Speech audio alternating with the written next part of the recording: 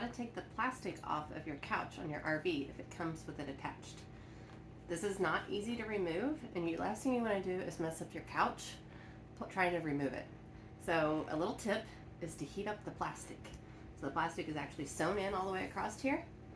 So I'm going to start to heat this up and show you all how to remove it. So I spent a few minutes with the hairdryer on hot, and now I can start to get my fingers under there a whole lot easier and just start pulling across the plastic, and it starts to pull up.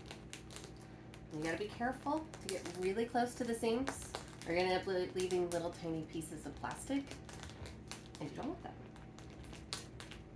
So you continue that process all the way across, and you will have your plastic removed from your couch.